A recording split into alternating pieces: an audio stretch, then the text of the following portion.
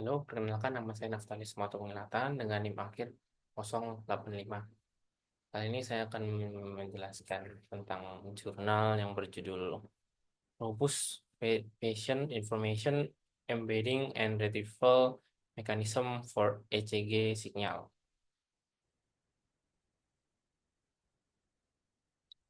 Kita masuk ke introduction. Data demografi pasien seperti nama, umur, dan jenis kelamin umumnya disimpan terpisah dari sinyal elektrokardiogram atau ECG yang dihasilkan. Hal ini menimbulkan risiko, terutama jika hubungan antara data pasien dan sinyal ECG terputus, baik secara sengaja maupun tidak sengaja. Banyak perangkat wearable yang digunakan untuk mengumpulkan data fisiologis pasien, terutama di luar klinik. Jika data terpisah ini hilang, dapat menyebabkan diagnosa yang tidak akurat. Mengembangkan mekanisme yang dapat menyisipkan informasi pasien langsung ke dalam sinyal ECG tanpa merusak keakuratan informasi medis dalam sinyal tersebut. Selanjutnya adalah metode. Di sini ada dua metode. Yang pertama itu adalah mekanisme penyematan informasi pasien yang diusulkan. Yang kedua, yang kanan adalah mekanisme ekstraksi informasi pasien yang diusulkan. Untuk yang pertama sendiri itu di mana data data pasien itu digitalisasi. Terus dia masuk ke discrete consonant transformation. Discrete uh, consonant transformation itu adalah metode digunakan untuk menemukan area yang tidak signifikan pada sinyal ECG sehingga informasi pasien bisa disiapkan tanpa mengganggu bagian penting dari sinyal medis. Untuk selanjutnya dia akan masuk ke watermark embedding using the proposed algorithm, itu di mana adalah informasi pasien disisipkan ke koefisien DTC sinyal ECG yang terpilih dari area yang tidak signifikan. Teknik watermarking ini memastikan data tidak mudah hilang atau diubah bahkan setelah proses filtrasi sinyal ECG.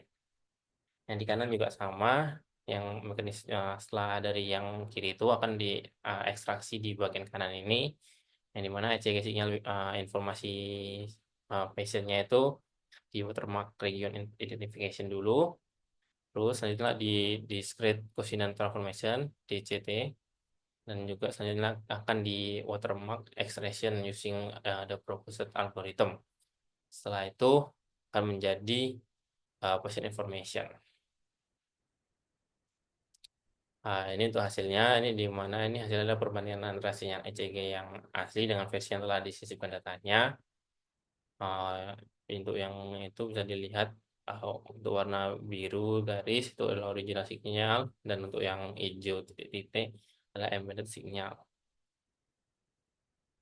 Ini itu adalah result ketika uh, apa result ketika pas bandpass filternya dengan dipisah secara frekuensi, yaitu antara 0,3 sampai 40 Hz, 1,1 Hz dan 35 Hz, 1 Hz dan 1,5 Hz dan 30 Hz, 2 Hz dan 25 Hz, dan 2,5 Hz sama 20 Hz diterapkan.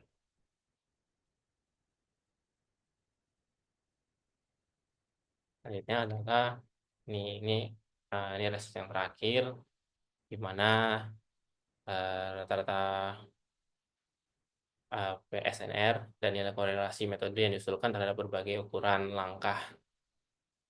Yang untuk SS-nya itu uh, dari 25 sampai 150 dan akan menghasilkan hasil seperti ini.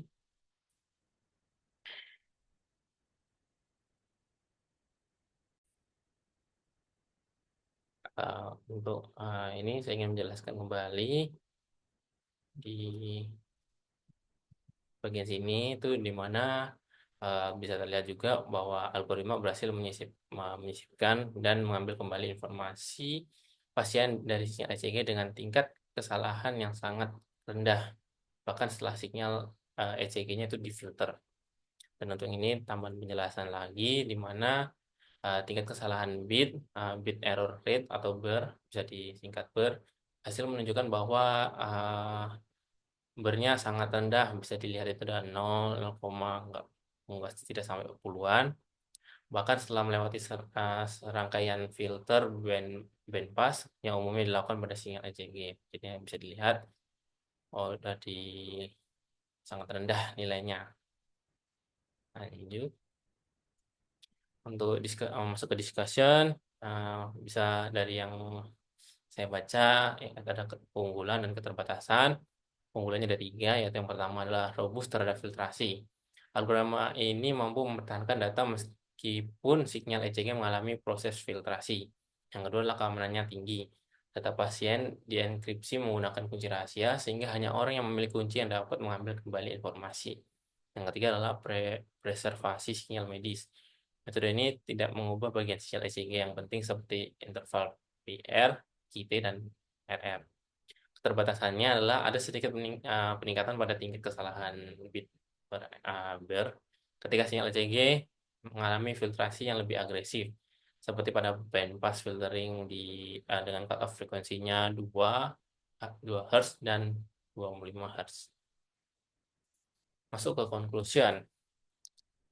Metode ini bersih menyisipkan informasi pasien ke dalam sinyal ECG dengan aman tanpa mengganggu keakuratan medis sinyal.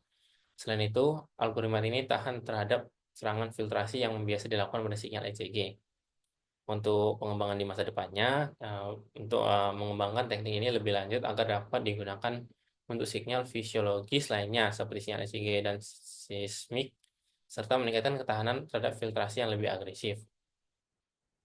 Selanjutnya adalah referensinya, ini ada di sini bisa dilihat, dan untuk doi-nya ada di bawah situ.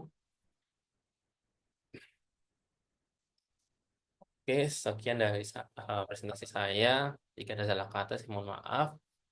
Saya Naftali Sumarto Mengelatan. Ucapkan terima kasih.